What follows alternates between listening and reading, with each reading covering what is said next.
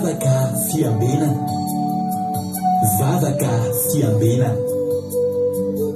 Arainao mialatsinainy hatramin'zoma isaky ny amin'ny sivy ora sasany alina eto amin'ny pejy Andramoka Izaho Aky Radio.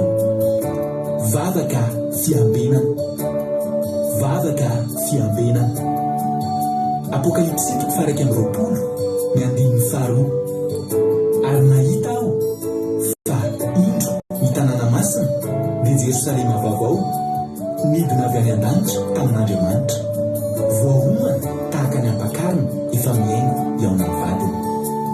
Vavaka fiambenana, vavaka fiambenana. Arainao ny alatsinainy hatramin'ny zoma isaky ny amin'ny sivy ora sasany alina eto amin'ny pejy Andramoka Izaho Aky Radio. Vavaka fiambenana, vavaka fiambenana. Vavaka fiambenana, vavaka fiambenana. Arainao ny alatsinainy hatramin'ny zoma isaky ny amin'ny sivy ora sasany alina eto amin'ny pejy Andramoka Izaho Aky Radio. Vavaka fiambenana, vavaka fiambenana. Apokalipsy 1:20 ary nahita aho fa indro ny tanàna masina dia Jerosalema vaovao midina avy any an-danitra tamin'Andriamanitra, voahomana tahaka ny ampakarina efa miaina eo amin'ny vadiny.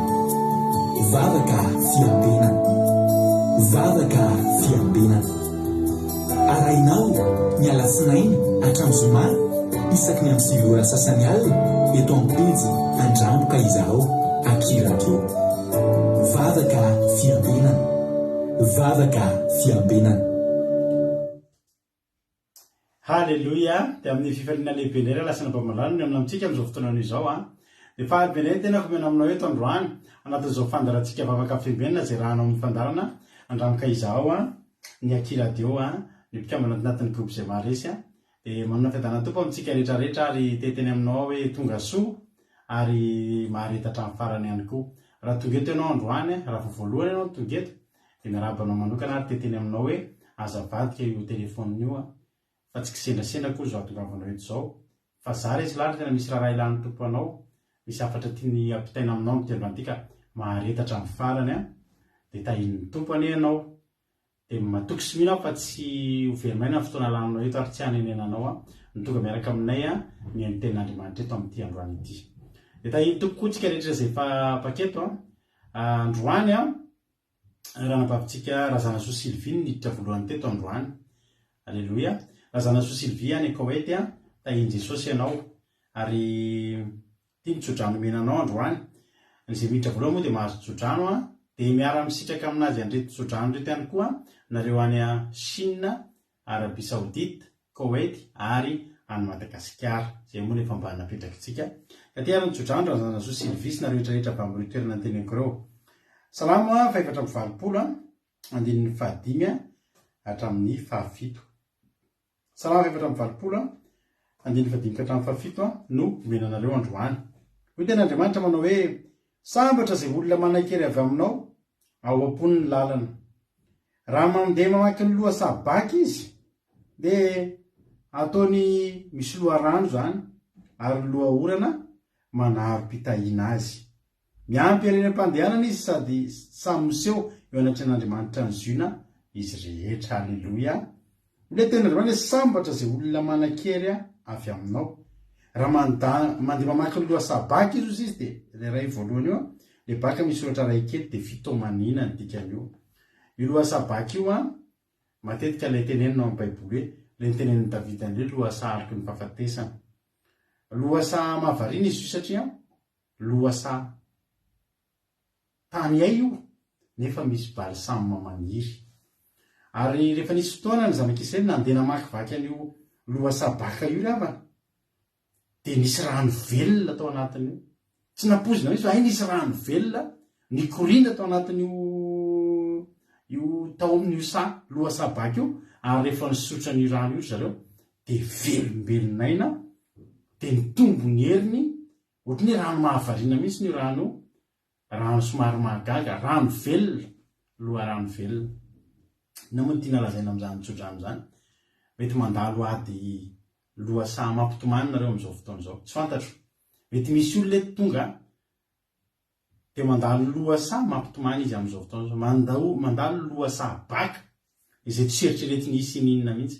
Fa izany no teny anao androany fa mbola pahitan'Andriamanitra anao an'izany hoe balsame maniry ary loha rano velona izay tsy ampozinao. Alleloia. Ary dia hitombo hery. Tokony loasa mandreraka io izany, tokony loasa mandreraka aina, mandreraka saina, mandreraka fanahy, fa vao hoe nandalo tao nanao ny tanjahan'Andriamanitra. Azo ny tena hoe sambatra ireo olona manankely avy aminao ao amponin'ny lalana dia aminareo hoanareo tsirairay avy ane izany teny izany. Tsotra amin'ny tsara be izany dia raiso fa ho anareo rahavavy Sylvie. Tahiny tompo Sylvie moa any Koweït nanakaraka azy tao Tiana Kotoarzaka eto France, Sirina Rozmina eto France, Koda Léonie Koweït, Bert Zava Koweït,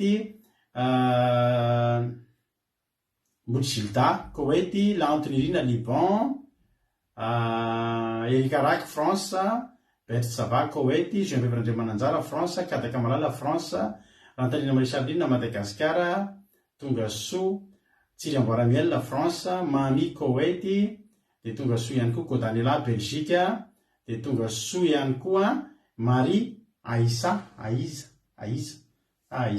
zay vao nahitanao teto dia tonga soa ianao zany zao ny olona anisan'ny olona rabaina manokana eto Marie Aïssa vao tonga eto, tonga soa dia manetatra amin'ny farany. Yama Koweït, dia Tojo Allemagne, dia Sondola Koweït, Ajaska Patici France, Andoandry France, Bartel Madagascar, Indrina Rodriguez Arabie Saoudite, Soameva France, Rantalina Marie-Charline Madagascar, Zana Monika Koweït, Marina Tiana Canada, Lovitina France, Zamina France, tonga soa daholo isika menakavy, itody Raoul Soa France, tonga soa i Bartel Madagascar, Angèle Pagès France, tonga soa faly be mahita anareo dia izao maharetatra amin'ny farany daholo fa ifampahelintsika eto amin'ity androany ity. Tarakely Tiana Kotoazaka faharoa izy androany, rapitsony izy hiditra voalohany ka alleloia. Midira miandriany sika manomboka amin'ny sivy sasany dia izay tafiditra voalohany dia mahazo tsodrano, alleloia. Dia tahiny tompo ary isika menakavy andao alohantsika aloha milohan'ny zavatra rehetra, andao alohantsika ivavaka metraka ny fotoana eo am-pelatanan'Andriamanitra. Androany nikampiaraka amintsika eto ranabavitsika Rodriguez, Indrina Rodriguez nivavaka fanombohana, dia hitondra ten'Andriamanitra amintsika eto ranabavitsika Rozmina dia ivavaka ho an'ny firenena ranabavy bay tareo ny araka amiko eto androany anatin'ity fandarantsika tika dia maharetatra amin'ny farany daholo isika rehetrarehetra. Tahiny tompo Rahalahy Madagasikara, alleloia. Tonga soa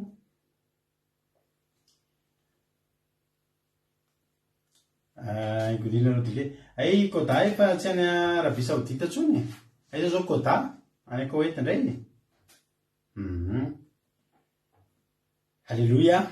Andao atsika aloha ivavaka mipetraka amin'ny fotoana am-pelatan'Andriamanitra dia avy tsika manome ny fandarina sy ny resaresaky. Tahiny tompo ranabavy Rodriguez, alleloia. Menanao ny fitenenana. Alleluia. Mankasitraka indrindra pastera na amin'ny fitenenana. Mamono ny fitanan'i Jesosy Kristy tompo amintsika tsirairay avy izay tonga manaraka indray izao vavaka fiombenana izao. Iaraka ivavaka tsika ray avana malala mimetraka n'izao fotoana izao eo am-pelatanan'Andriamanitra. Andriamanitra raha Jehovah tompony maro manao ireny ny dera miatra amin'ny voninahitra. Alleluia. Amen. Misaotra anao zahay ny amin'ny tombotsoa sy fahasoavana izay mbola ahafahana indray mandray ny teninao ny teny ity. Ary isaorana ianao lehibe koa Jehovahandriamanitra ny fiarovana, ny fitantanana, fiainana iny nandritra ny tontolo androna iny. Maro tsy voatanisa Jehovahandriamanitra raha izany fahasoavana omenao anay izany. Ary ankehitriny dia azona iantoka tanteraka va ilay tananao tsy fofo mavontsy no ny azona anay ary le sandrinao mahery no namiana anay ka mbola ampony nahatratraranay ty orany amin'ity fotoana ity. Ankehitriny arany Jehova fisaorana fankasitrahana lehibe no aporitra ianao. Tonga eto izay ankehitriny Jesosy mametraka izao fotoana izao ampiaratananao, ary raha nisy zavatra nataonay nandritra ny tontolo andronay tsy fanaraka tamin'ny sitraponao dia ifonanay aminao, mamindrafo aminay ary mamelany lokay. Ankehitriny Jesosy ny fitaovana izay entina manatotoa izao fandarana izao dia raha koa fe amin'ny raha soa sarobitinao, ao koa ny telefônina ampiasain'ny misam-batan'olona, ao koa ny option dia aoka ny raha soanao tena hoe hifafy amin'ny misam-batan'olona amin'ny fitaovana rehetra. Ary fanerenay Jesosy io mba tsy ho tapatapaka izao fandarana izao tena hoe mba ho toto sady tsakany andavany. Dia apetraka finao-pilatananao koa ny mpanomponao rehetra izay hitorony teninao ao, ny mapastera melapelatra ao, ny tondra mivavaka ho an'ny firenena dia vakinonay aminao sady. Ary raha misy ketraketraka eto Jesosy raha misy kivikivy eto, raha misy marary eto dia tena hoe ianao ampahery izany, ianao ampitraka, ianao anasitrana ary ianao ambehery avy amin'ny alalan'ny teninao. Dia mahatoky izay Jesosy fa zavatra rehetra tokoa dia hainao atao. Jesosy malalo ankehitriny arany dia ny fononay tena hoe sokafanay, ny tanatana hidiran'ny teninao, ho anjakan'ny teninao koa dia mitenena aminay Jehovah Andriamanitra rainay io fa araka ny fombanao fa ho vonintenanao indray izay mpanomponao. Alleluia, amen. Alleluia. Akasitraka indrindra andranabavitsika Rodriguez tao anatin'izay vavaka matsiro izay metiny tamintsika teto tamin'ity androany ity. Dia Andriamanitra manaka rehefa fahasoavana amaly fitianao dia mitombositra dia mitombo fahasoavana hatrany ranabavy Rodriguez. Alleluia. Izaho mbola tsy voaravako teo ranabavy miaratsy fa afangaro foana moa nareo ndray Arabie Saoudite dia Koweït, fa mbola ny Arabie Saoudite zany Côte d'Ivoire, miaratsy ny Côte d'Ivoire. Tahiny Jesosy Ingolelina Andrina eto France, dia tahiny Jesosy Eliza Tsiala Koweït, Andelina Suzelle Suisse, tonga soa isika rehetrarehetra. Halleluia, amen. Andao atsika enohira atolotra fitiavana be atsika ty hira anankiray ty dia ao anatin'ny tetitsika no hiditra hira vaovao izy ty, hira vaovao izy ty. Dia ao anatin'ity hira ty nareo miomana tsara, maka toerana tsara dia maka baiboly ihany koa, fa hiditra amin'ny tenin'Andriamanitra tsika ao aorianan'ity hira ity. Meno finaritra daholo ary isika tsirairay avy soa meva mbola tsy narabaiko tonga soa. Dia ao ihany koa ando andry eto France ihany koa tonga soa. Halleluia. Hitody raha ontsy efa narabaiko teo meno finaritra daholo ary dia rehefa isika hiditra avy amin'ny tenin'Andriamanitra dao ary.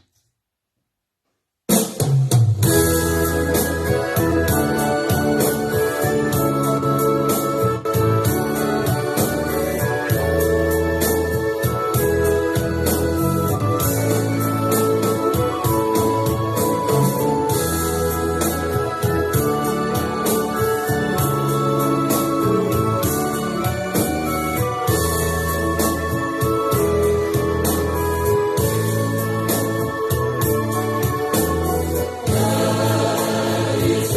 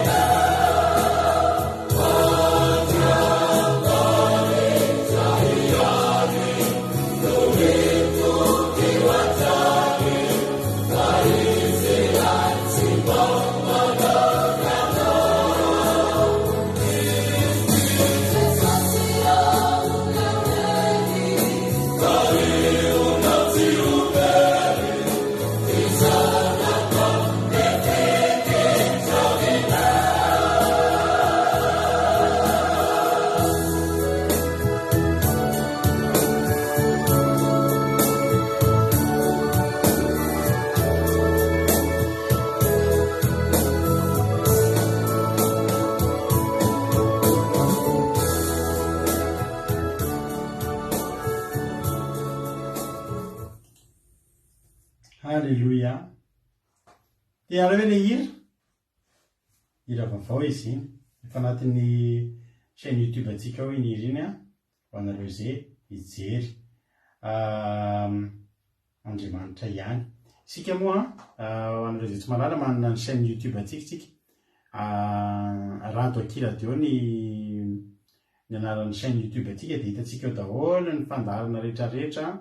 Misy olona zao eto amintsika eto tsy mba manaraka eto amin'ny Facebook izy fa any anaty YouTube izy no mijery, ary miezaka mihitsy zay mizara farak'izay aingana ny fandarantsika anaty YouTube mba tsy ho voafafan'ny Facebook, ka afaka mijery nareo ary ao misy andreny hira raha vao ohatra zany hira ohatra hoe tsisy clip na andraindraiky ohatra hoe hira ra-pilazantsara nefa mitanjatanjaka le olona tompony dia asitsika averintsika indray ny clip iny ihany fa asitsika tononkira.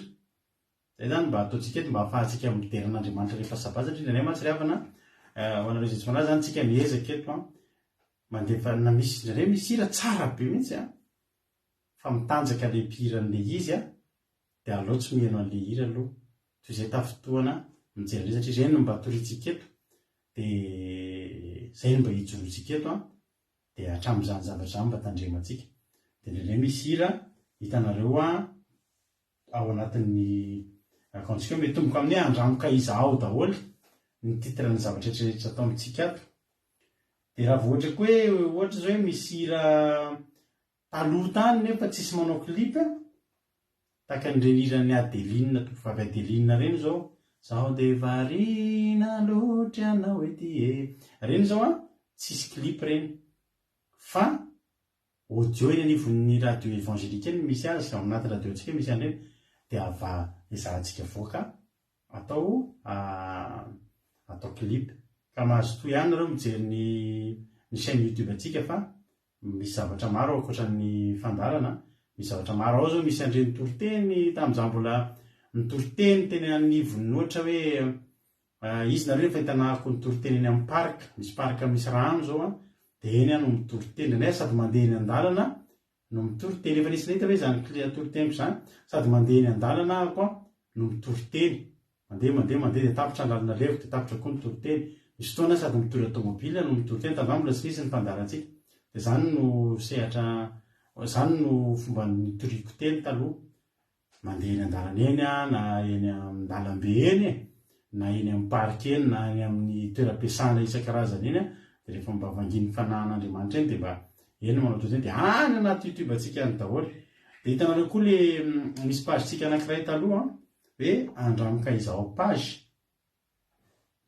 le ny an-tanety aiza moa zany tojo misy an'le pagentsika hoe andramoka izaho page iny mbola misokatra saingy tsy actualisé intsony satria maty tamin'le bloqué ny compte Rado Rakotosalama dia niara bloqué tamin'izay tsy manana accès publier zavatra anatin'iny intsony fa mbola ao iny page iny. Dia ao anatin'iny page iny nareo mbola afaka mahita toriteny be da be izay mbola tsy misy ato anatin'ity pagentsika vaovao satria ity pagentsika vaovao zay moa vao nanomboka tamin'ny volana desambra izy ity fa ny pagentsika lera iny efa nanomboka tany amin'ny taona maro lasa tany. Zany hoe anatin'iny page iny raha mbola mijery anatin'iny page andramoka izaho page iny nareo dia mbola mahita zavatra efa tany alobe tany dia mahireza dia tahiny tompo any mbola misy an'ireny toriteniko le misy maromaro ary ato anatin'ny YouTube ato ary taloha nanana compte nanana ny chaîne YouTube ako taloha Rado Rakotosalama l'olona rado zay ny anaran'ny chaîne YouTube tamin'izany mbola misy toriteny hafa mety mbola tsy hainareo koa fa zany hoe efa tsy dia intéressant intsony anao mijery an'ilay zavatra taty aoriana satria tamin'izany mbola toriteny fohy kely tsy mbola nisy fampianarana n'inona ihany koa fa dia mbola nentina nisy tomana olona fotsiny aloha mba nisy tomana olona fotsiny aloha tamin'ny voalohany zay vao tena nanomboka tena hoe nitory ny fahamarinana nanambara ny marina rehetrarehetra. Nisy koa le nitaingina vélo marina tokoa zany raha nabavitody iny zao maty anatin'le compte kely ohatra tsy tafiditra anaty YouTube rezahako sady nitaingina bisikilety iny tamin'ny Covid vao nisy tamin'ny vao nipoka mihitsy ny vao nanomboka ny fandritana ny sakafo tany anaty sakafo tany anaty grande surface tamin'iny dia nandeha veloa tamin'iny nanao an'ilay izy misy an'ilay fankaro reny anaty youtube-any daholo reny ka manasa anareo mbola misimisy maromaro dia azonareo zarazaraina manolona ihany koa reny any anatin'ny page sika andramoka izao page ny daholo ny fampianarana zay atao mampiona momba ny fampianarana ho an'ny olona rehetra zay atao batisa ny amin'ny fahamasinana, ny amin'ny fahotana, ny amin'ny biby maloto, ny amin'ny fampianarana ny amin'ny krismasy, ny maro dia manasa antsika betsika ny zavatra efa natao any anatiny any fampalalana antsika mantsy izany fa sao dia tsy fantatritsika izay fisin'izay zavatra izay jereo reny satria mba asa kely nataontsika reny ary tena tamin'izany andro dia tena hoe tena nandaniana fotoana nanao an'ireny zavatra ireny. Ilay video fampianarana batisa tsy hitatsondry tsy maintsy hanao vaovao indray izany mampiona fa tsy hitatsony hono ilay izy dia maherezy mampiona izany mamerina ny tahitompitsika rehetra hitra amin'ny toriteny ary tsika mampandrosotsika ary ranabavitsika Rosemina halleloia izy nitonjika anatin'ny tenin'Andriamanitra dia menohy tsara dia vita moa ny toriteny dia mivelonreto ny tena fa mahameraperatra ny toriteny halleloia tahitopary ranabavy Rosemina anao avy hatrany ny fitenenana. Sika rehetra tahitony paster vonatra ho an'Andriamanitra ary fiadanany tompony eo amintsika rehetra. Raisiko fahasoavana ho ahy ny izarako ny tenin'Andriamanitra ho antsika amin'ny anaran'i Jesosy. Vakintsika ao amin'ny Samoela 1:1-20. Soramanitra mivako toy izao: nandresen'ny Saoly ny Amonita sy ny nanavoazana ny fanjakana. Amen.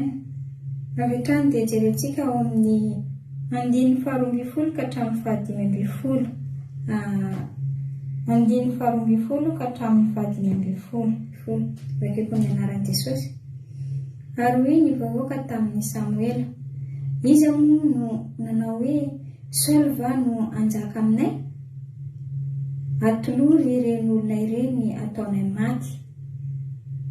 Fa hoy Saoly: tsisy olona atao maty anio, fa androany no anaovan'i Jehova famonjena teo amin'ny Israely.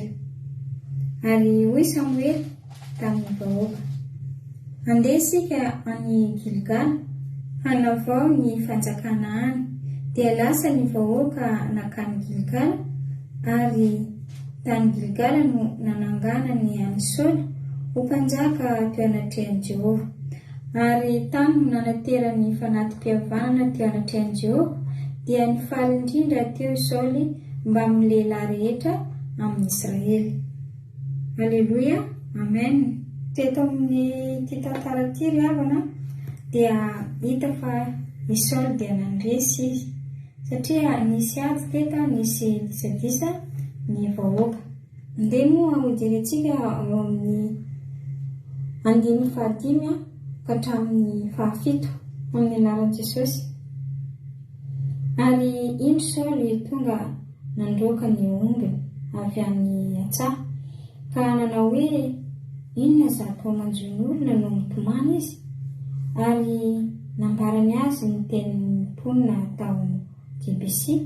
Dia nilatsaka tamin'ny Saoly ny fanahin'Andriamanitra ka nirehitra mafy ny fahatezeran'ny Saoly raha nandre izany teny izany. Dia naka omby roa izy ka niraisiny ireo, dia nampitondray ny iraika ho any amin'ny faritany Israely rehetra ka nataony hoe na iza tsy mivoaka anaraka ny Saoly sy Samoela dia tahaka ireny no anaovana ny ombiny. Ka dia nahazo ny olona ny fatahorana an'i Jehova ka nivoaka toy ny olona iray ihany izy. Amen. Nahagaga ny Saoly ny nampitomany ny olona ry havana teto. Nahagaga satria ohatrany hoe tsy nahalala ny tokony nataony ilay olona ny vahoaka tamin'ny fotoana nisy ny toe-javatra disadisa reto. ka namoaka lalàna mihitsy ny Saoly teto hoe andraso izy alaiko ny omby anankiroa ka omeko ny anankiray amin'izy ireo malefa any amin'ny Israely amin'ny faritanin'ny Israely rehetra any zany. Ary dia hoy izy hoe na iza tsy mivoaka manaraka ny Saoly sy Samuely dia tahaka ireny koa ny anaovana ny ombiny. Fa satria fantatra ny Saoly fa fahamarinana dia an'ny Saoly sy Samuely. Ary izay tsy manaraka azy ireo dia fantany fa tsy olona n'Andriamanitra, olona tsy mba tian'Andriamanitra, tsy mankatao an'Andriamanitra raha tsy manaraka azy ireo, satria fantany hoe atraiza ny fitiavan'Andriamanitra ny Saoly sy Samuely. Fantany tsara hoe atraiza ny fanompoan'izy ireo an'Andriamanitra, ny fitiavan'izy ireo an'Andriamanitra, ny finoan'izy ireo an'Andriamanitra. Dia teo izy nametraka tsara hoe izay tsy manaraka azy ireo dia atao tahaka an'ireo koa ny ombiny. Ny fanana zany ny arenan'ny olona rehetrarehetra moa zany omby io angambany dia iny mihitsy ilay zavatra maharary indreo iny no nataony fanoharana teto tamin'ireo mponina vahoaka maro miisa ireo, izay miisa 3 hetsy ny isan'ny zanak'Israely ary 3 hetsy ny isan'ny lehilahy amin'ny Joda. Inona moa riavana nahatonga izany tantara rehetra izany teo fa hatrandreny isika manao condition zavatra reny zany ohatrany hoe Andriamanitra ve no tianao sa omena zavatra tsara indrindra ianao dia ampahoriana. Ohatran'izay zany ity tantara ity andao moa jerentsika eo amin'ny tapany voalohany io hatramin'ny fahaefatra ahitantsika ilay fototra ny aveny tantara tsara eto amin'izay mandinin'ny voalohany ka hatramin'ny fahatelo bakeko amin'ny anara Jesosy. Ary Nasy Amonita niakatra ka nitoby tandrifin'ny Jabesy Gileada. Dia hoy ny mponina rehetra tao Jabesy tamin'ny Nasy, manaova fanekena aminay dia anompo anao izay. Fa hoy Nasy Amonita, izao no anaovako fanekena aminareo, potserina ny masonareo ankavanana rehetra ka ataoko fandatsana any Israely rehetra izany. Fa hoy ny loholon'ny Jabesy tamin'izany, omeo andro afotoana izay mba anirahanay olona ho any amin'ny faritanin'ny Israely rehetra, ka raha tahiny tsy misy olona monjy anay dia ivoaka anatiny anao izahay. Amen. Tantara be zany riavana, tantara be ny zava-misy ataon'ny atsika zanak'olombelona raha oharina amin'ity tantara ity. Satria zany raha tsy milokaloka mihitsy zany dia tsy afaka hanompo an'Andriamanitra, tsy afaka ity an'Andriamanitra. Raha tarafina amin'ity tantara ity dia ohatrany hoe Andriamanitra indray zany no tadiavin'olona, hanompo an'olona alohan'ny hanompon'olona an'Andriamanitra. Nefa raha jerena tokoa riavana, Andriamanitra efa manompo antsika foana. Andriamanitra efa manompo antsika foana. Betsaka ny zavatra ataon'Andriamanitra antsika, fahasoavana ataon'Andriamanitra antsika, na andro tontolon'andro anankiray aza dia efa tsy voavalintsika ny soa ataon'Andriamanitra antsika riavana. Ary zany nahatonga ny Saoly teto tena nasazy ny teny mihitsy hoe na iza tsy hivoaka anaraka anay sy Samuela hozy izy dia atao tahaka ny nanaovako an'ireny omby reny koa avoaka ohatran'ireny koa reny olona reny hozy izy. Satria Saoly tian'Andriamanitra izy, tena nataony amin'ny fony izany io fitiavan'Andriamanitra izany. izy efa voafidy mpanjaka koa moa. Ny Samuela moa dia efa mpanositra, dia olon'Andriamanitra zany efa tsy voavilivily tsony ary tsy voaozongozona tsony reny. Zany hoe olona tena mafana fo izy io ravana. Rehefa atsika mpanompon'Andriamanitra zavatra atsapako, rehefa misy olona manohitohitra an'Andriamanitra miresaka amin'ny tena, dia tonga dia toana za aloha fa tsy fantako olona, fa za mahafantatra rehefa misy olona miteny manohitohitra ny tenin'Andriamanitra ohatran'izay, na manohitra amin'ny asa fanompoko an'Andriamanitra, dia vao may za iny mahasa mamaly an'iny olona iny amin'ny fomba andreseko lahatra anazy hoe Andriamanitra tsy ambany zavatra rehetra, Andriamanitra tsy misy mihoatra anazy. Ohatran'ny Saoly eto ity nijoro izy tamin'ny fitiavana an'Andriamanitra. Tsy misy olona ataonareo maty anio izy, fa androano izy ny anavotan'i Jehova ny zanak'Israely. Iza moa izy ireo milaza fa Saoly no anjaka aminay, dia mitetika izy ireo fa hoe atolory anay ireny olona ireny no ataonay maty. Dia namaly akitsirany mihitsy ny Saoly hoe tsy misy olona ataonareo maty anio izy, fa anio ny amongeny Jehova ny vahoakan'Israely.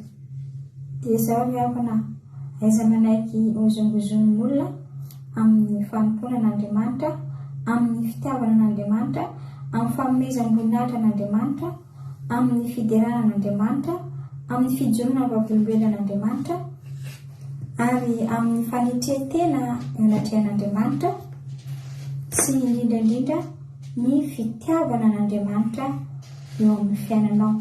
Ninona zavatra rehetra mandalo amin'ny fiainanao, ilay zavatra tamin'ny sary teo zany ataovy mipetraka ao anatinao, dia hitanao fa manahoana ny fivelabelaran'ny fo amam-pananao rehetra miaraka amin'Andriamanitra zany, dia ahita famonjena avy amin'ny Jesosy Kristy ianao, ary mora horaisinao ny raha masina an'i Jesosy izay mpanavotra anao, mpamonjy anao, mpanadio anao, mpanafaka anao. Ahitanao tokony aina hamonjy anao rehefa amin'ny fotoana izay mahasolafaka anao, na amin'ny fotoana rehetra izay mety mahadiso anao, tsy nininao na hoe tafatonga aminao ohatran'izay. Misy koa fiainantsika indraindray tsy ampoizintsika tonga amintsika, dia nefa ilay izy mahatsipentimpentina antsika. Raiso ny rahan'i Jesosy ry havana, fa fantatr'Andriamanitra tsy misy izay tsy mahalala ny fahagagana ataon'Andriamanitra, ary tsy misy zavatra tsy fantatr'Andriamanitra ao am-pontsika, ao an-tsaintsika, ny fiainantsika rehetra, ny mombantsika rehetra. Tsy misy miafina amin'Andriamanitra zany, fa ny fireketanao, ny fonao, mampananao rehetra aminy dia zava-dehibe aminy, ary mahafaly azy dia midera mandrakariva an'Andriamanitra, mandraisa vavolombelona ny momba ny fahasoavana rehetra izay raisinao, ary ampitombo mandrakariva ny asan'Andriamanitra izay efa natomboka ao. Dia aiza miverin-dalina intsony ry havana, fa mandrosoa foana. Ka dia ho tahaka ny Saoly ny isika rehetra reto, mba andresy eo anatrehan'olona manohitra an'Andriamanitra, na manohitra tenin'Andriamanitra, ny fijoroana vavolombelona fa zanak'Andriamanitra ianao, dia zava-dehibe tahaka izany no nataon'ny Saoly. Ary i Samuela dia nahita ny asa nataon'i Saoly, ny fitiavan'i Saoly an'Andriamanitra, dia nampitombotra anazy izy ary nanositra azy ho mpanjaka teo anatrehan'i Jehova. Ka dia voninahitra ny ao an'Andriamanitra irery any fiadanan'ny tompo ho amintsika rehetra tsirairay avy ny tokantrano, ary fanahy masin'i Jehova no mombantsika rehetra. Alleluia, amen. Alleloia. Mankasitraka indrindra ny ranabavitsika Rosemina tao anatin'izay ten'Andriamanitra izay nety tamintsika teto izay. Andriamanitra manan-karem-pahasoavana any maro fitianao ranabavy Rosemina dia mitomboa sy dia mitomboa fahasoavana dia maherezatra any amin'ny asan'Andriamanitra. Alleloia. Mampahery ary tsara be ty tantara ty. Zay ty tantara ty vao toritsika teto ngamba ndra tsy diso sanareo fa nisina tsara hoe efa nitoritsika teto ty tantara ty, mbola tsy nitoriana teto ty tantara ty dia mangala toerana ary fa eny tantara mahafinaritra be tsika. Alleloia. Samuela voalohany 2:20. Ny soramandy dia nandresen'ny Saoly ny Amonita sy ny nanavaozana ny fanjakana. Alleloia. Misaotra anareo koa mankasitraka ny zareo mpandray anjara fa mampahery an'zareo foana reny teninareo reny. Alleloia. Jesosy amaly fitianareo. Andiny voalohany. Ary nahasy Amonita niakatra ka nitoby tandrifin'ny Jabesy Gileady, izay faritanin'ny Israely zany. Dia ny mponina rehetra tao Jabesy tamin'azy, manaova fanekena aminay, te hanompo anao zahay. Zany hoe asa finoana zay, mahita raha. Fona mahita raha, tena manaova fanekena fa zay hanompo anao fa asa finoana zay zany iny zay fa anao zay hanompo anao. Fa hoy nahasy Amonita, zao no anaovako fanekena aminareo, potserina ny masonareo ankavanana rehetra ka ataoko fandatsana ny Israely rehetra zany. Fa hoy ny lolon'ny Jabesy taminy, mio andro afitony zay mba hanirahany olona ho any amin'ny faritanin'ny Israely rehetra raha karaha tahiny tsy misy olona hamonjy anay, dia mivoaka anatiny anao zay dia potserinao ny masony ankavanana. Zao zany. Tonga ny mpanjakany Amona, taranaky Amona, nahasy Amonita ny anarany. Ny dikan'izany nahasy zany amin'ny teny Hebreo dia mena rano. Iza moa ny endrika mena rano ao amin'ny Baiboly? Vao nipoitra mena rano ny amin'ny Genesisy dia endriky Satana. Ka to dia tsorina amintsika zany hoe i Satana zany no endriky tandindon'ny Satana zany ity nahasy Amonita ity. Tonga eo amin'ny fiainan'ny olona, tonga dia hampahoriny, tonga dia ambabony olona. Dia inona koa ny ataon'ny olona rehefa tonga Satana, tonga ilay mena rano, to dia matahotra ny olona. Dia ozy ny olona hoe manaova fanekena aminay dia hanompo anao zay. Toy izy nahasy. Zao nanaovako fanekena aminareo izy. Nareo rehetrarehetra eo ho potsirina avokoa ny masonareo ankavanana, dia ataoko fandatsana ho an'ny Israely zany.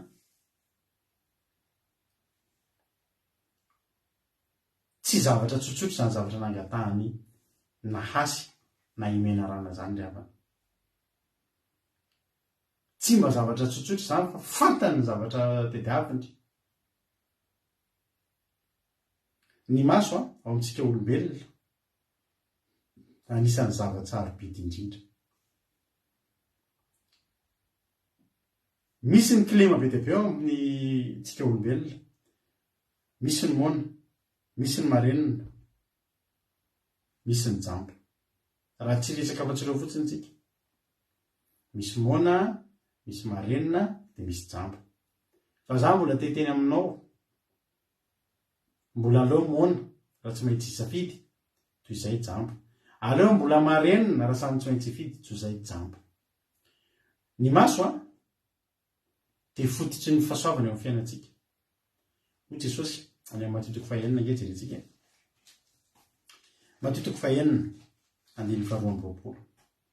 Ny maso ny jiro ny tena, koa amin'izany raha tsara ny masonao dia hazava avokoa ny tenanao rehetra. Ny maso izy no maninona? Jiro ny tena. Dia aza asiana jiro ny tômôbilinao dia mandana amin'ny alina. Tsisy volona, tsisy ninina, dia pio ny jiro, dia mandehana any anaty ala be any amin'izay ny tômôbilinao amin'ny lala mahitsy be any anaty maizina be any dia hitanao hoe tonga izy ianao.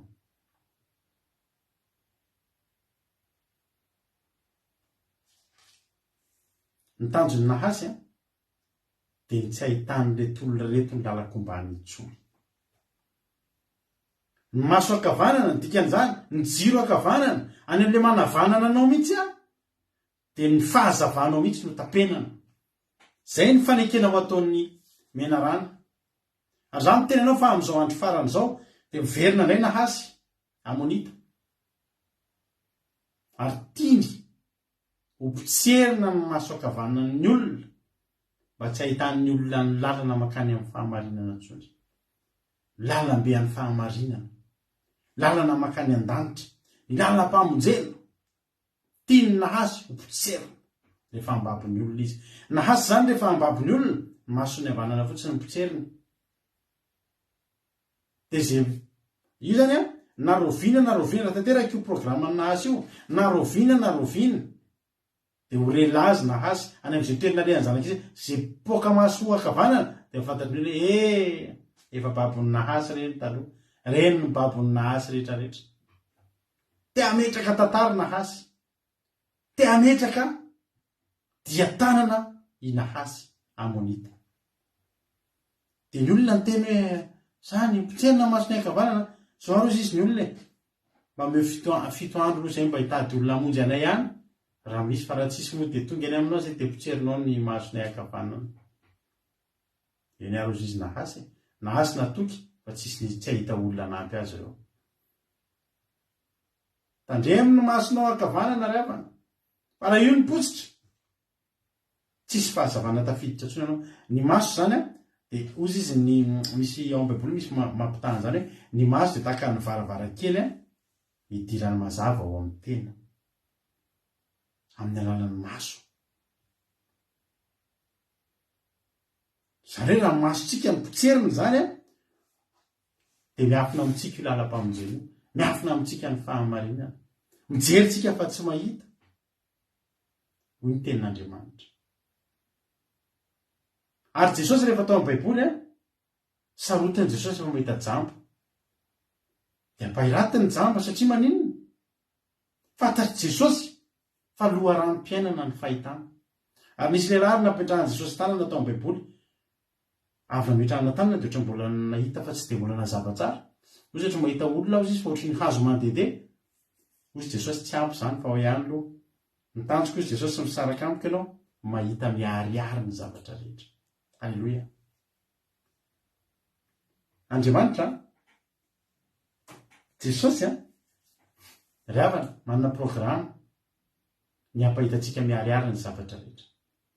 Fa i nahasy amonita, ilay mena rano, ny devoly dia manana tanjona, ny anakona kosa ny masontsika tsy ahitantsika ny zavatra rehetra. Dia efa kotokotana anaiky any reto olona reto satria fantany fa tsy hanana hery hanoerana ny nahasy izy. Dia mba niala-nenina fotsiny mba meo andro 7 andro ary zay izy. Fa rehefa tsy mahita olona moa zay hamonjy anay dia atao ahoana moa zany fa dia ho avy ihany zay. Saingy 4 dia tonga tany amin'ny Gibea ny Saoly niraka ka nanambara ny teniny teo anatrehan'ny vahoaka dia nanaritra ny feo an'ny vahoaka rehetra ka nitomany. Tonga teo amin'ny tanàna nisy an'ny Saoly zany ny olona ny tantara ty ory reto tonga nahasy dia hopotserina angeo no masontsika kavanana fotsy Jehova. 5 ary indro Saoly tonga nandroaka ny omby avy tany an-tsaha.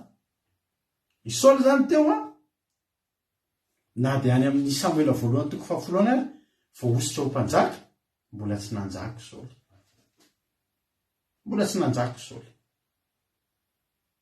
Satria izao i Saoly ny fanjakan'ny Saoly dia ny contesté-ny olona, notoherin'ny olona ao amin'ny Samuela voalohany 7:20. Fa Saoly kosa nandeha no tany Gibea ary nomba azy ny olona maro izay voatendry ny tanan'Andriamanitra ny fony. Fa nisy kosa olona tsy voatendry ny tanan'Andriamanitra ny fony, fa nisy kosa olona tena ratsy fananana hoe ataony lehilahy io ahoana ny famonjy antsika. Dia nanimbazimba ny Saoly ireo fa tsy nitondra fanomezana ho azy. Nefa Saoly dia tahaka ny marenina. Saoly zany tsy mbola navelana haka-fanjakana, mbola nambanin'olona aloha Saoly. Saoly koa tsy ndrarà, lasa izy nanao ny asa mandrarà lasa izy nandeha niasa tany an-tsaha. Fa zao andiny fadimy arindro saoly a tonga nandroaka ireo omby avy tany an-tsaha ka nanao hoe inona zato manjonjy olona no de mitomany izy ary nambarany taminy zay tenin'ny mponina tao a-Jabesy teny ny fahenina dia nilatsaka tamin'ny Saoly ny fanan'Andriamanitra ka nirehatra mafy nifatezeran'ny Saoly raha nandre zany teny zany maninona tsara Saoly tsy nitomany fa Saoly tezitra inona tsara ny teniny nasy hita fa nisy olona tokoa voaositra tao amin'ny zanak'Israely tao. Ny olona voaositra dia mora fantatra. Ny olona mitomany izy tezitra amin'ny fahavalo. Ny olona mitolefika izy mitsangana manoloana ny fahavalo. Zany ny olona voaositra raha avana malala. Zany ny toetra ny olom-boaositra. Tsy mitsoka amin'ny ady. Mare an'izany tonga dia tezy maninona tsara? Tsy azo ekeny zany. Zany ny olona voaositra zany. Tanao Davida rehefa teo amin'ny eo tamin'ny Goliaty, ny olona rehetra natahotra. Davida reny indray tsy natahotra. Satria tamin'io indray Davida indray vao avy voaositra. Anositra anao anie Jehova, dia tsy atahotra fahavalo zany intsony ianao. Tsy tomanomany manoloana ny olana zany intsony ianao. Fa tonga ianao dia mitsangana hoe inona tsara hoe! Alleloia! Dia mitsangana Saoly. Dia latsaka tamin'ny Saoly ny fananana ka nirehatra tamin'ny fahatezerana. Rehefa rehatra mafy fahatezerana Saoly raha nandre zany teny zany. Andeha ny fafito nanao hetsika amin'izay Saoly. Dia naka omby roa izy dia nirasainy ireo ny vonoana zany. Ny omby ny anankiroa zany tonga dia nivonondry. Dia nampitondray ny iraka ho any amin'ny faritanin'ny Israely rehetra ka natao hoe niza tsy mivoaka naraka ny Saoly sy Samoely dia tahaka ireny ny anaovana ny ombiny. Inona moa zany zavatra nataon'ny Saoly rehefa? Ny sakrifisy nataon'ny Saoly teto. Tonga dia sakrifieny anetanana olona fotsiny ny anankiroa dia vonony. Atao inona? Ampisehoana ny olona hoe satria izao ny olana somary nalezolezo reto olona reto tsy hitan'ny Saoly hoe olona tsy vonona hiady.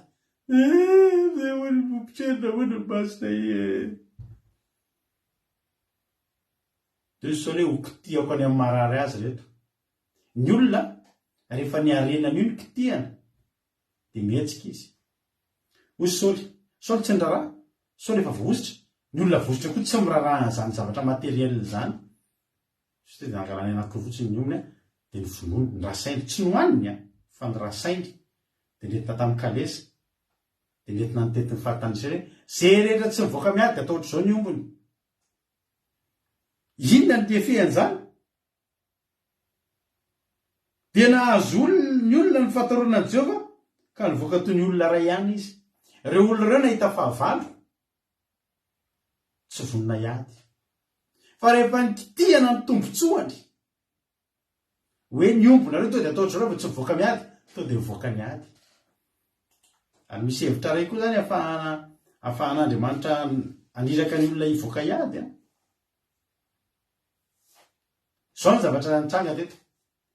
Ny voaka hiady reto olona reto tsy noho ny hoe fahasahiana ny fahavalo io fa ny fiarovana ny tombotsoany tsy voakitikitika. Ny fiarovana ny arenany ny ombiny tsy ho rasarasaina.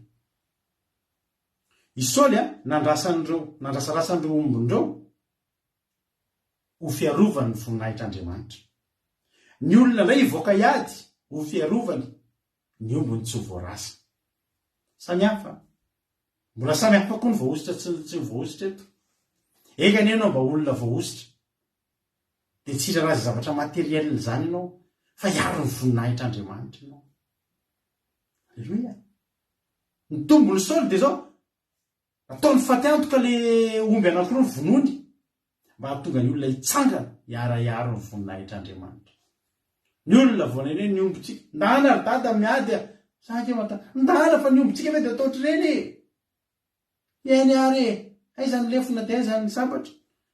Voaka taka ny olona anankiray, ny olona rehetrarehetra atao zany natao ohatra ho voakitikitika daholo ny vola ny tombotsoany. Mamperitreritra zany. Mitsangana ny olona. Ary 9 ary nandamina azy tany Bezeka izy dia 3 hetsy nisan'ny zanak'Israely ary 3 alina nisan'ny lehilahy tamin'ny Joda. Nananombo daholo ireo matony voaka, nananombo daholo ireo ary azo antoka fa mitahian'Andriamanitra ny mponiny Israely sy Joda tamin'izany fotoana izany. Nanana omby daholo dia te hiaro omby dia alao miady. Ary izy tamin'ny iraka izay tonga teo izao nolazainareo amin'ny mponina ao Jabesy Gileady. Raha pitso rehefa mafapana iny dia isy famonjena ho anareo.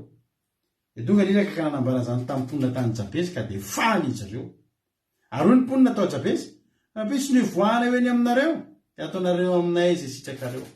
Zao zany ny zavatra nitranga. Hoy Saoly mandana lazao farapitso ilay efa mafapana iny dia isy famonjena ho anareo. Inona ny hevitra izany?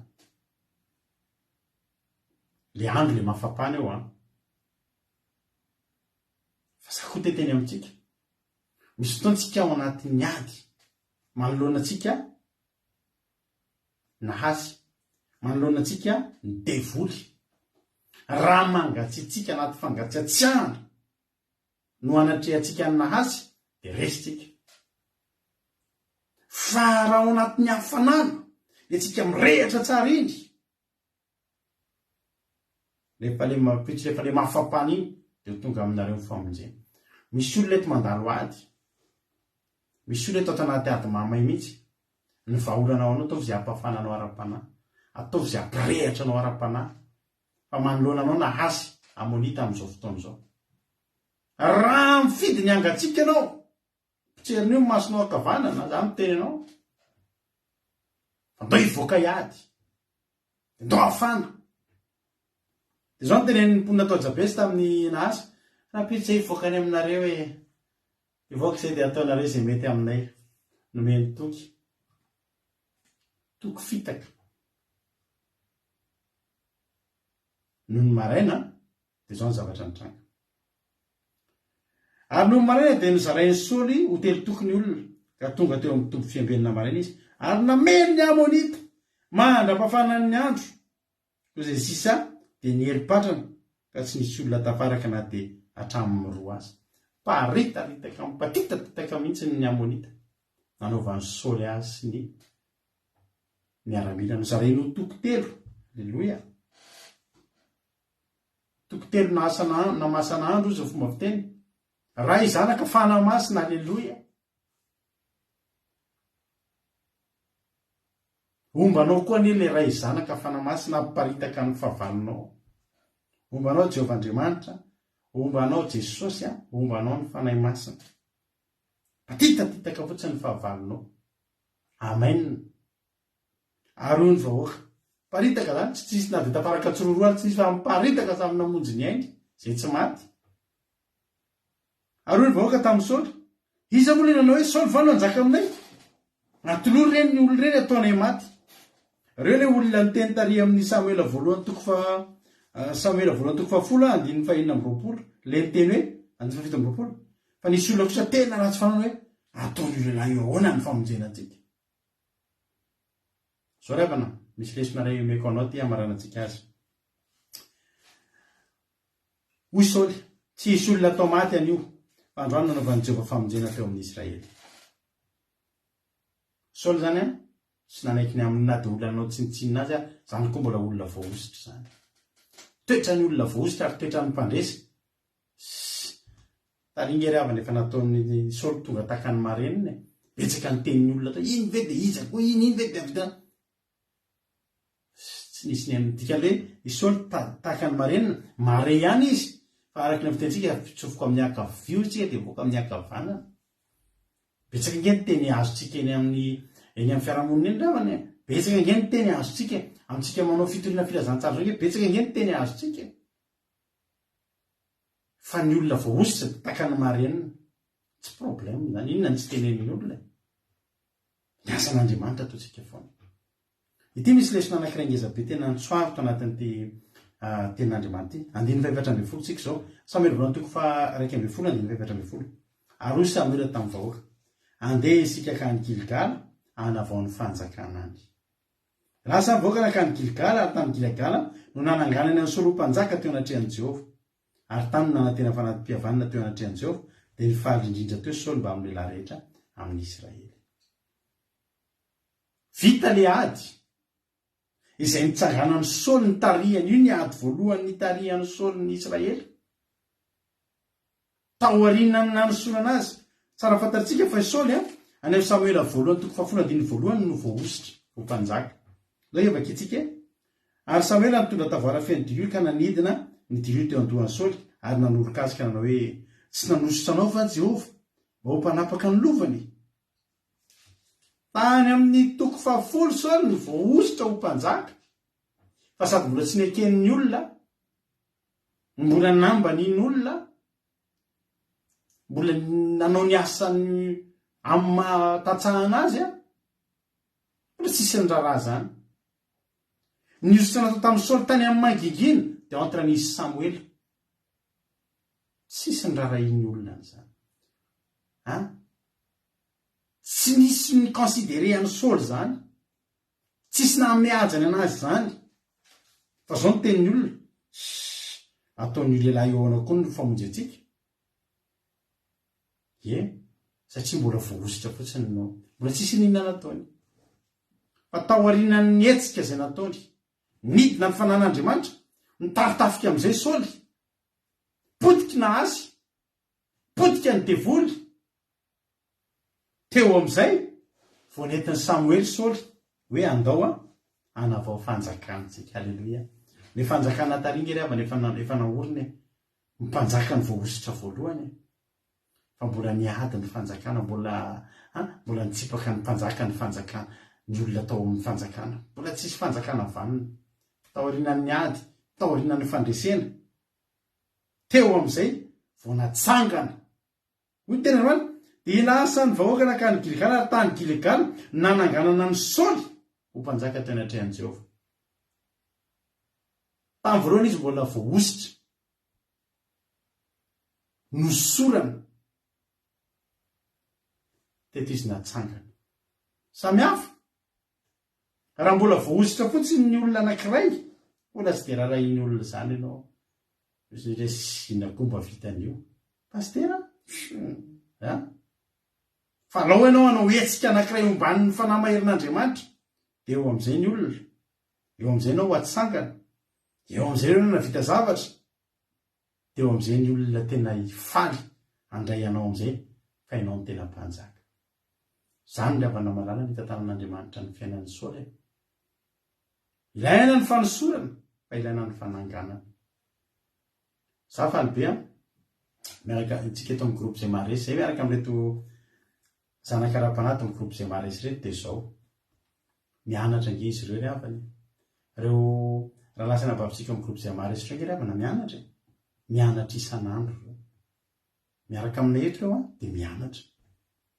Dia mitory-teny ireo mianatra. Manarasa n'Andriamanitra ireo mianatra. Ary mianatra ireo na dia mampahery olona.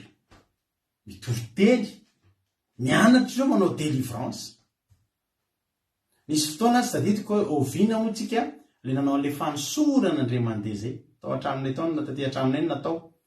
Dia nitatiry rahalahy Tody sy Riaina sy Jonathan tamin'izay fa ny ankizy tao anaty Zoom tamin'izany. Alana ohatra ny tsy haiko na efa nisy Zoom na tsy mbola nisy Zoom. Sadidiko hoe tamin'ny taona firy izy iny nisy ny fanosorana. Dia rehefa nisy ny fanosorana dia ao ambadibadika ao manomboka manao asan'Andriamanitra. Eto mbola misy afaka amin'ny teny ihany izy. Ataon'io ahoana koa ny hamoaka devoly ohatra. Ataon'io ahoana koa ny vavaka dia isy fanasitranana. Ataon'io ohatra hoe Berta ataoko ohatra satria izay hitako eto. Ataon'ny Berta ahoana koa ny hitondram-bavaka dia isy valim-bavaka ohatra zany. Ohatra zany ange teo hoe voahositra ho mpanjaka Saoly. Fa ozy ny atao io ataon'io ahoana koa ny ataon'io lehilahy ahoana koa ny famonjy antsika. Dia nanazimba ny Saoly izy ireo ozy izy ny tenin'Andriamanitra. Tamin'ny 2020 tany ho any. Ka izao raika izy voahositra nareo tamin'iny. Sabata 13 mars 2021. Saotra tojo. Voahositra nareo tamin'iny.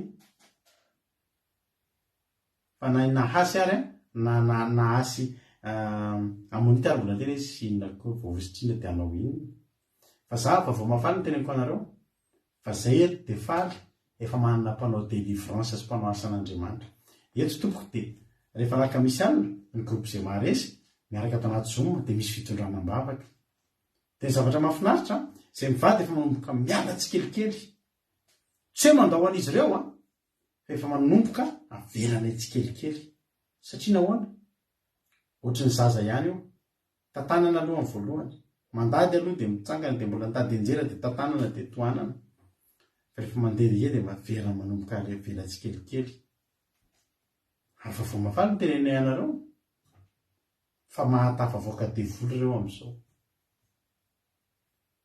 mijafajafa mihitsy ny demoniaka amin'izao fotoana izao manao délivrance eo anatin'ny groupe eo anaty Zoom ao de amin'ny fotoana voalohany aloha eo zay mivady zay loha no manao de mianatra izy ireo alleluia efa voaositra ireo fa mbola mianatra aloha latsaka amin'ny fanan'Andriamanitra tsangana amin'izay mpanao délivrance manao délivrance zao zay tao ao zao reo manao délivrance efa tsy hoe zay mivady satria nahoana zay koa ngerabana tsy hoe zay rery no hoeko fa matory eo mandroso te androso ara-panao ohatry de tokony efa anao zavatra anao asan'Andriamanitra de avelana eo mijery sisy zay fa voninahitro an'Andriamanitra fa mivoaka ny devoly voninahitro an'Andriamanitra fa délivre ny olona halleluia tsy rery tsony zay mivady raha misy demoniaka ary de demoniaka de miresahana aminay de alleluia vonina androso ianao anompan'Andriamanitra andao délivreny ianao efa misy saoly latsahan'ny fanan'Andriamanitra ka zao raiky izy fa nisolona tam'le 2021 iny fa ny fananganana ataontsika amin'ny sabata alleluia amin'izany koa efa tenenan'Andriamanitra tsika de tonga de miatsika amin'ny sabata indray aorinan'ny toroteny aorinan'ny fiderana de izy fananganana metinao akilgala ny groupe zay maharesy zay mampionina hitsodrano an'ireo retsika alleluia metinao akilgala reo de ho atsangana eo anatrehan'ny vahoaka sy eo anatrehan'Andriamanitra alleluia de andray ny asany de aorinan'io fananganana io tsipatsipaka indray nahasy amonita mihoatra noho teo aloha ampatsahivitsika zay programme zay amin'ny sabata fa mimy manoma tena raha miteny mihitsy hoe nareo rehetra groupe zay maharesy mpanao ny asan'Andriamanitra mifady hanina amin'ny sabata mifady hanina fa ho atsangana ao akilgala indray nareo tamin'ny 2021 fa nisorana Samuela voalohany toko 10 na nisorana ny Saoly fa Samuela voalohany toko 112 andiny 712 nanangalana azy teo akilgala mifady hanina daholo tsika rehetra amin'ny sabata satria ninona tonga ny fotoana nanganana zay samimy amin'ny ara-panahy alleluia raha misy koa eto olona tena mbola tena ao anatin'ny fatotra de za koa teteny aminao ony tena raha pitso la efa mahafampahany iny fa mijereo mifady hanina de misoratanarina zay za hoe te androso za tena mbola voafatotry ty zavatra ty de mifady hany ianao de ho délivrena apetrako tsara ty zavatra ty olona vonina androso ivavaka ny tediavina anatin'izay fa tsy hoe olona te ho délivre satria ny olana délivreny nareo mpanao délivrance tsy maintsy horeradreraka iny aloha tsy maninona efa voninany amin'izany fa raha sanatria nareo tsy joro de eripo verimaina le izy satria nareo mbola iverina andeha amin'ota sy anao ny fiainana tsy mety any de mitovy amin'ny tsy natao ihany mbola fa nahafito indray ary ny iverinao aorinan'izay ianareo zany misy tena hoe tena voafatotra reny manana nareo ampahoriny ny démonie reny misoratanarina ty fa hiasa ny groupe zay maharesy amin'ny sabata zao aorinan'ny fananganana tonga direct ny délivrance alleluia tsy avelatsika nahasy amonita raha tsy mitsipatsipaka alleluia hatramin'izay nisy ny teny foana nareo teny foana tsika ataon'io lehilahy io ahoana nisy 17 am'le Samuela voalohany toko 10 fa nisy kosa olona tena ratsy fananana hoe ataon'io lehilahy io ahoana ny famonjy atsika rehefa tonga tany amin'ny resy am'izay na asy amonita de inona ny zavatra nitraka ozy am'izay vahoaka tadidina ny vahoaka nisy naniratsiro Saoly iza moa le nanao hoe Saoly fanao njaka aminay atolory ny olona reny de ataonay maty ozy Saoly tsisy atao maty zany tsy zany ny zava-dehibe de zao ampiasain'Andriamanitra tsika hitan'ny olona zao ampiasain'Andriamanitra tsika zay ny zava-dehibe. Halleloia. Ho tahin'ny tompony antsika mianakavy za matoky fa nampairanao zay tenin'Andriamanitra izay resy na hasy resy lay mena rano satria nahoana satria teo nisy olombo ositra navita nanao sakrifisy ary navita tonga de hoe tena zahako efa voositra matokony ositra ato anatiko aho. Halleloia.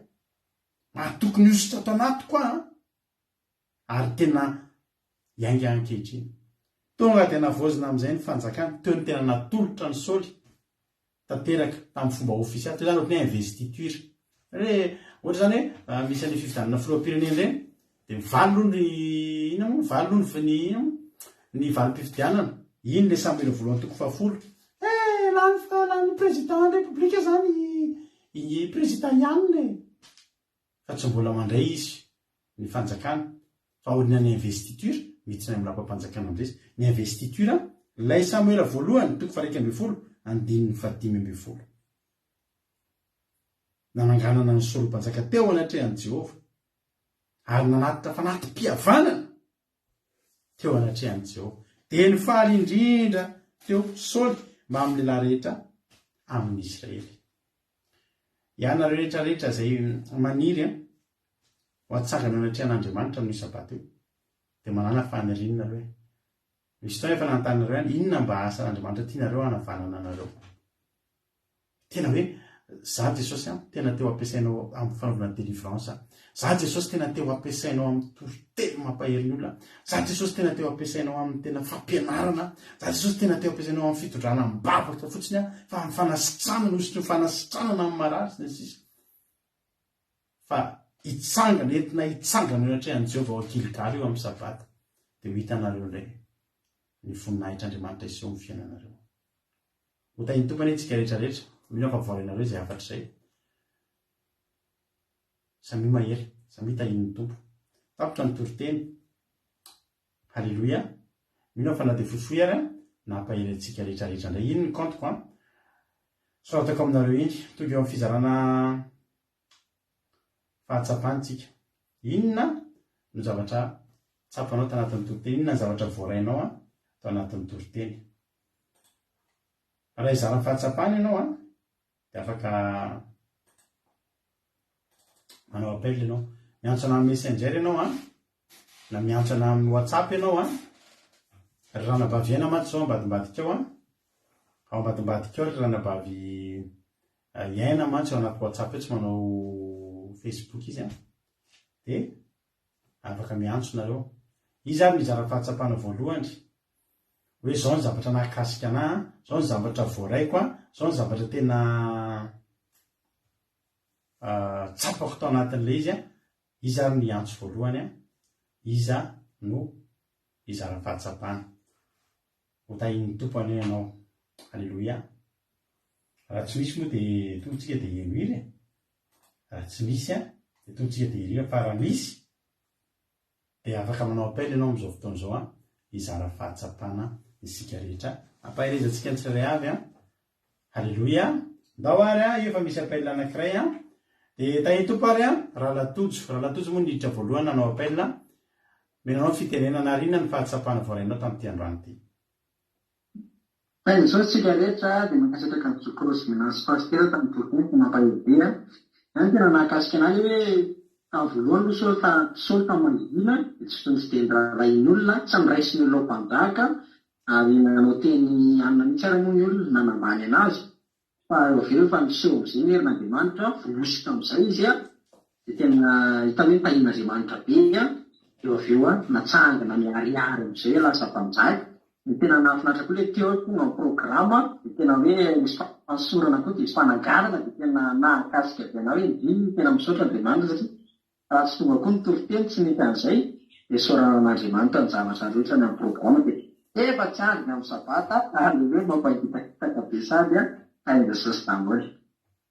Aleloia, mankasitraka andrina rahanatozo dia tahin'ny tompo isika rehetrarehetra misaotra fizarana fahatsapana. Mbola misy ve hizarana fahatsapana dia afaka manao appel izy dia miditra en direct ohatrany lalatojo teo raha misy, raha tsy misy tsony dia hiditra amin'ny hira isika misaotra mampionina ihany koa amin'ny fizarana ny fitina tsoratra. Aloha vakiko kely aloha izy ity fa mahafinaritra mbola tsy lasa lavitra be ny fotoanantsika. Fitina tsoratra toriteny afaka fiambenana tamin'ity androany ity. Inandresen'ny Saoly Amonita sy nanavozana ny fanjakana. Tonga mpanjakany Amonita nahasy menarana no anarany. Natahotra ny olona dia nasenanao fanekena taminy azy mba tsy hampahory azy izy eo. Teny izy mpitserina daholy ny maso ny olona kavana ny maso izay zavatra sady pitizitra amin'ny tena antsika olombelona. Araka amin'ny matitoko fahina 520 maso ny jiro ny tena. Nitanjona azy dia tsy hahitan'ny olona intsony ny lalakombany. Tiany naso mpitserina ny maso ny olona vanana amin'izao andro faran'izao mba tsy hahita fahazavana intsony ny olona. Mba hijery fa tsy hahita nampahiratra ny jamba zao satria fantany fa ilaina ny mahiratra.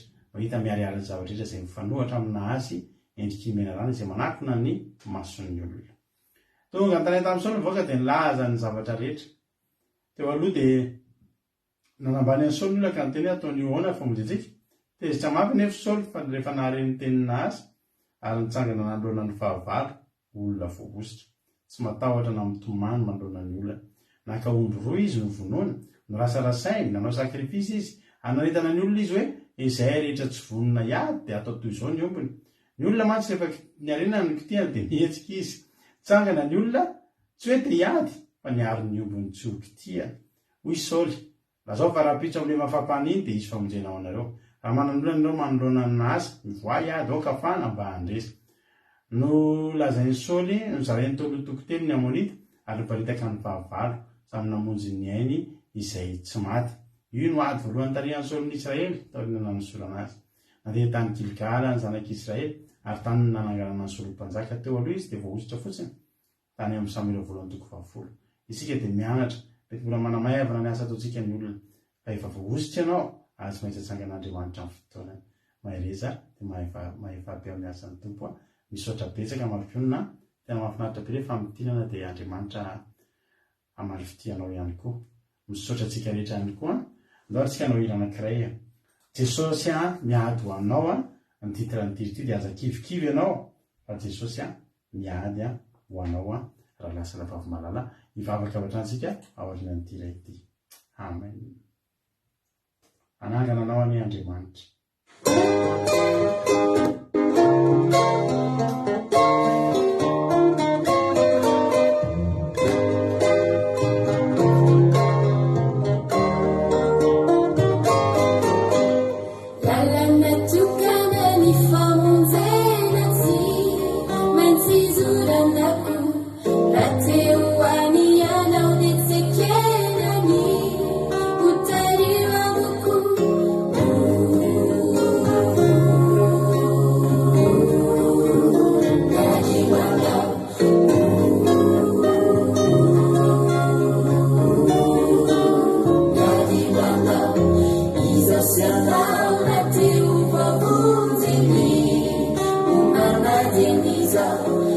Silenzio,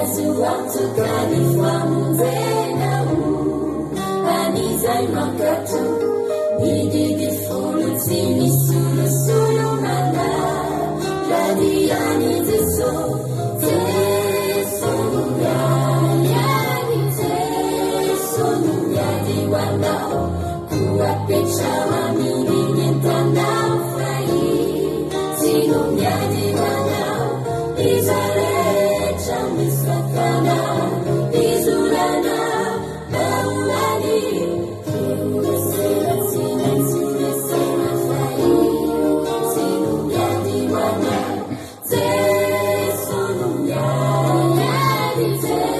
jesonomiady wanao kuapetrawa mirinyentanao fai sinomiady wanao izaretra misakana izulana bauani kiureserasinansiresena fai sinomiady wanao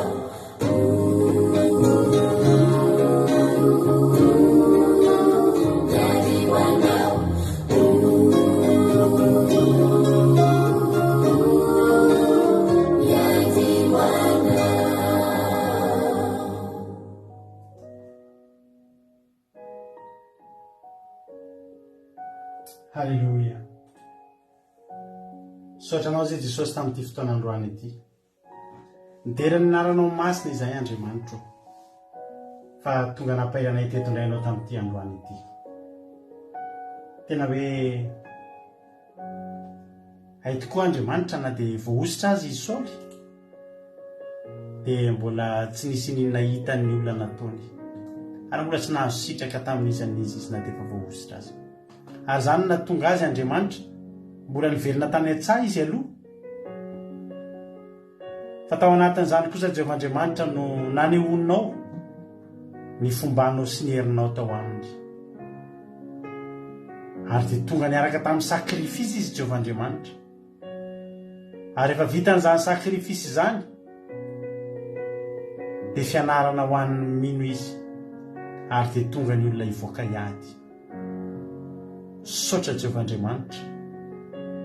Tena hoe androany Jehovah Andriamanitra dia mba mangataka izay efa nanositra anay ianao. Fa mba hatsanganao Giligala koa izay Jehovah Andriamanitra. Dia tena hoe tsipatsipaka eo anoloanay mihitsy izany nahasy amonita izany. Dia ilay menarana ela devoly sy Satana, Lucifera, tena hoe hiparitaritaka eo anatrehanay mihitsy noho ny amin'ny herinao izay apetraka ao ity anatinay, noho ny amin'ny ositrao izay nanosoranao anay. Ho ataonay inona moa ny ositrao Jehovah Andriamanitra tsy amin'ny tehanay ny fahavalo ka dia reto izay Jehovah Andriamanitra ampiasao izay. Petraka aminao sady izany fotoana mamy amin'ny sabata izany dia ny fotoana izay andehananay ao Giligala Jehovah Andriamanitra hananganana ny reto tsirairay avy izay mpanomponao, ireto Saoly aravaozana ny fanjakanao Andriamanitra dia nomezana amin'ny Saoly ny fanjakany dia hananganana azy eo anatrehanao Jehovah Andriamanitra. Saotra Jehovah Andriamanitra. Dia raina ny anaranao, akalazaina ny anaranao, matoky anao izay Andriamanitra, matoky izay Jehovah Andriamanitra fa ampiasanay ianao ary tsy ho tafajanona eo anoloanay na asy amonita. Tsy afaky ny hampahory anay fa anjaranay ny mampahory ana asy amonita. Saika nala baraka ny zanak'Israely mandrakizay na asy amonita, anapositra ny masony akavanana fa tsy navelanao Andriamanitra fa niaro hatramin'ny farany ianao. Manao aneny dera ny haja ny saotra sy ny voninahitra Andriamanitra ary matoky izay Jehovah Andriamanitra fa nitendritra izay nitoriana teto androany dia tsy mba misy olatsaka fa tena hoe ianao Andriamanitra anondraka izany. Ny vozaina fafy dia amoa avy zato eny, tsy manapataperana avokoa Andriamanitra fa tsy mba hisy na dia literaire voatsaingiko ny devoly sy ny vorona mpiaza ka ho veriverymaina fotsiny fahanirany amponiny tsirairay avy ho fiainana mandrakizay ho anay rehetrarehetra. Misaotra Jehovah Andriamanitra. Halleluja. Amen. Mivavakantsika amin'izao fotoan'izao any firenena dia andao ampanotsotsika navavintsika Berta avy any Koeta hivavaka ho an'ny firenena. Tany tompo rana vavy Berta anao ny fitenenana. Aleluia, fa i Jesosy firenena ta dia fa i Jesosy etsika rehetra dia raha hivarotra isika amin'ny soapan'Andriamanitra tamin'ny fotoana ary varotra ny firenena isika. Jesosy malalo izy soaranay mandrakarivo ny anarana. Misoaranao tompon'Andriamanitra satria tena zava-dehibe aminay ny fotoana fandroany. Fampirenta tompon'Andriamanitra ny fotoam-bava izay manarotany ny varotra teo amin'ny fandroana mba handrenesany ny afaka fandroany. Tena sy falina ho anay Jehovan-Andriamanitra amin'izay tinjina ny fondanany fanomponao. Fosiana-baovao ary tena hampiresitra ny anatrany, hijoroana anatrany, hanatanteraka sikafonao ary fandraisany miasa eo am-pelatananao. Tompon'Andriamanitra tena sy falina ho anay Jehovan-Andriamanitra izao fotoana fandroany izao. Ary mahinana ino ny asan'izay voly, ary maizana isa izay mandratsy ny mpanomponao izay manao ny asanao, indrindrandrindra fikony ny tena masina. Maro Jehova ny fanelatsira ary tena hoe te handrobaka ny asanao atenao. Amin'izao toro-teny androany izao, hanana hery ny mpanompona rehetrarehetra. Tena hanana fifikirana amina fatatry, hanana fatikina fa tena hoe himpandresy amin'izao rehetra. Na inona inona izay rehetra androany mpanomponao dia tsy misy mivarobaka ny eo am-pelatanana Jehovan-Andriamanitra. Ary n'izao kehitriny izao dia ikonay ambany famanomana ny firenenay. Tena miparaka ny saina Jehovan-Andriamanitra, tena mbola anatin'ny zongozona ary maneky zongozona izany firenenay izany. Androany izao toro-teny izao fa tena efa miponta Jehovan-Andriamanitra, tena mitaka ny amin'ny firenenay izao toro-teny izao. Tomban'olo matoky mandrakariva eo am-pelatanana ny firenenay. Tena mahinana ny asan'maizina rehetra izay mahaodongozona ny firenenay Jehovan-Andriamanitra, handresy hatrany ary hiresitra hatrany ary tena hanaiky ny fanosorana hoe am-pelatanana ny firenenay Jehovan-Andriamanitra.